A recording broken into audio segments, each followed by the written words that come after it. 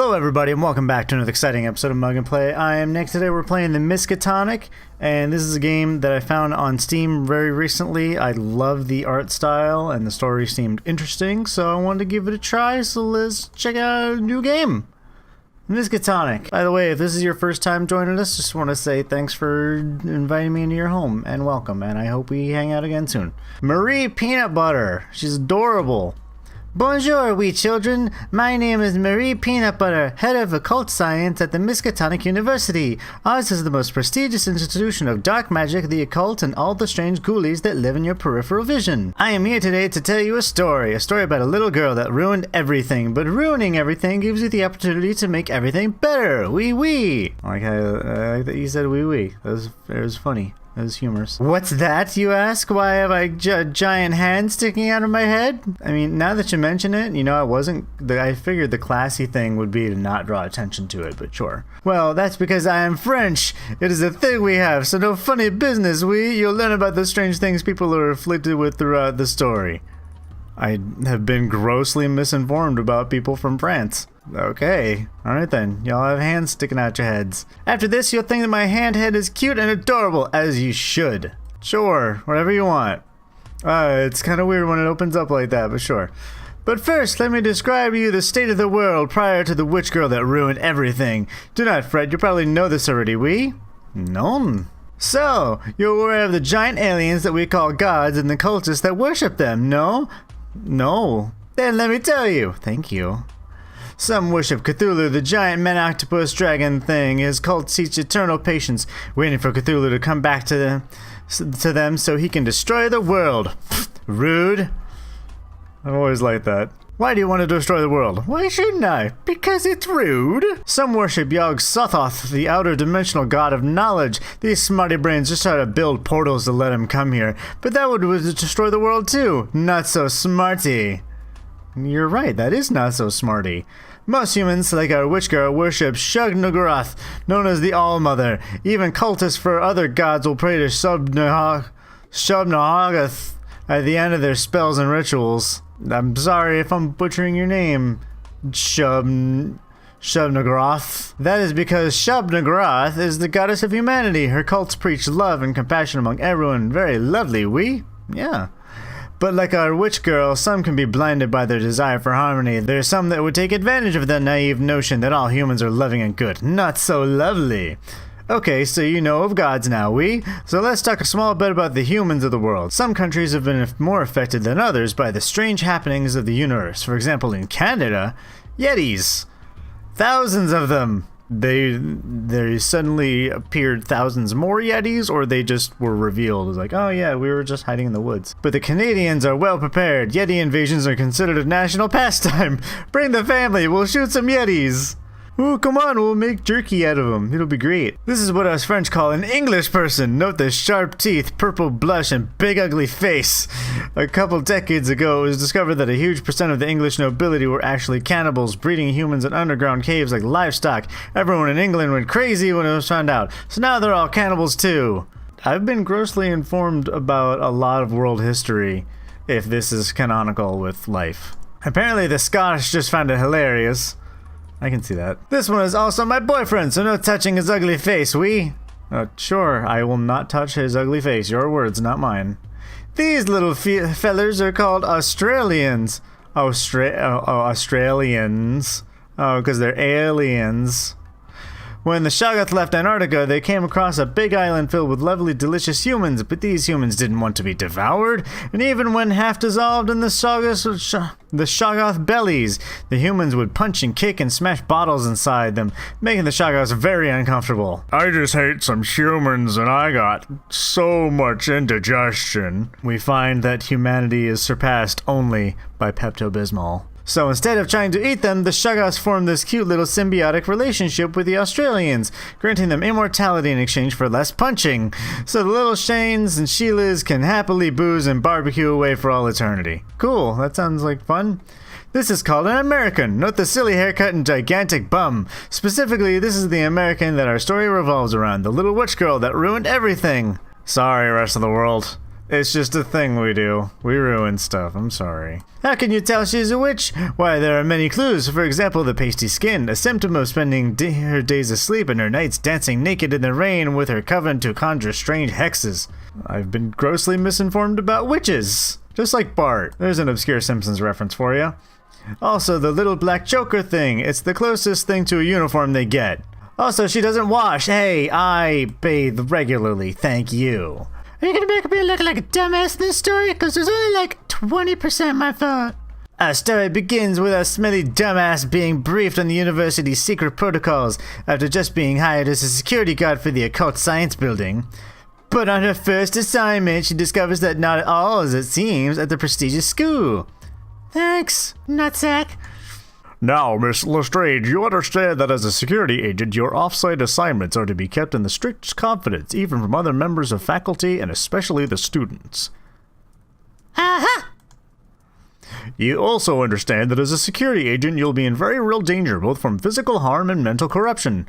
You understand that your body is subject to mutation at any point during your employment and residence in Arkham. Red! She's into it. She's like, fuck yeah!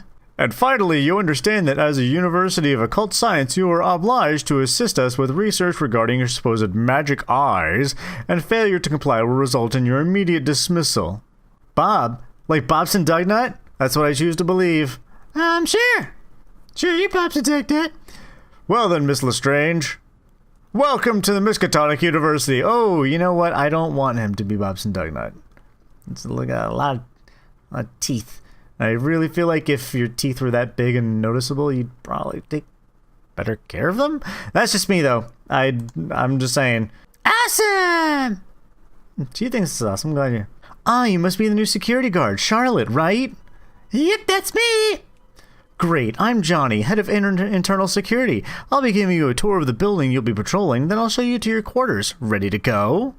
Sure. Well, you'll be working here in the occult science building. You're a witch, right? Have you dabbled in any occult science? Well, I'm pretty good at the occult stuff, though I'm mostly for errands and favors of folks. Plus a few hexes, curse, blights, just keep up that witchy appearance. You know, so much of casting spells next is just keeping up appearances, you know? It's like, oh, Sally made this really cool hex, so now you have to do it too. I don't know. It's kind of bullshit. I don't know. I'm giving these characters their own non-canonical backstory. Blood in the jam, bones in the sponge cake, cat in the mush.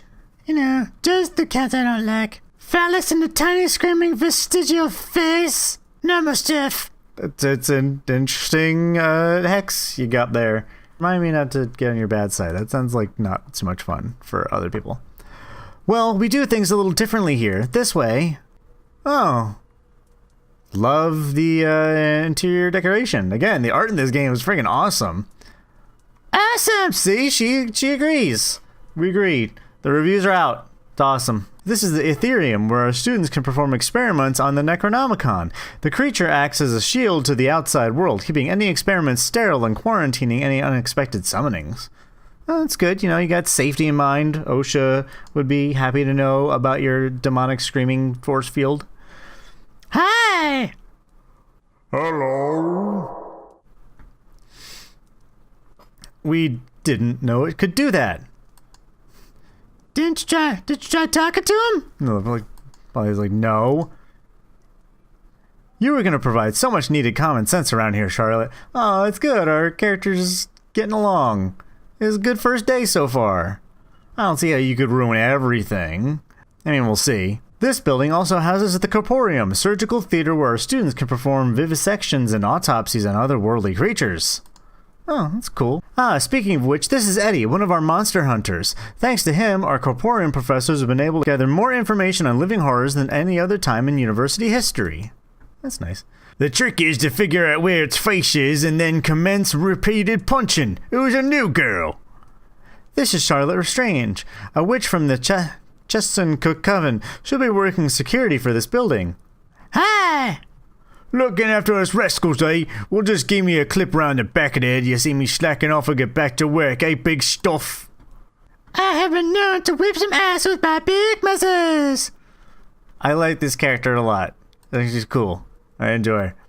There you go, come round the chop shop. You want to see what me and the lads wrangled up the other day? Your witches like nightmares, right? Sure! Well, the fun ones anyway, like when your teeth fall out and you smooth them off with sandpaper to make a lovely necklace. It's called upcycling. Look it up. Cycle. Ing. Or when you run down a corridor in slow motion with a bunch of hands coming out of the carpet, grabbing your ankles and finally stop to ask them what they want, and it turns out your shoelaces were untied, they're just super concerned for your safety. That whole thing. Or when you're at school and you're standing up class but you've got your pants and then you're embarrassed but everyone compliments a bit. Well, you're a bloody real one, Charlotte, so you'll fit right in here. Don't let my sister catch wind of you. She won't leave you alone. You're telling stories like that. I'm sorry if that voice comes off as offensive to some people, in case it does. If it's just hilarious, please tell me and I'll keep doing it. Ah, and here's our curator of the Corporeum, Miss Marie Peanut Butter. She used to be a void shaman from Paris before coming to work with us.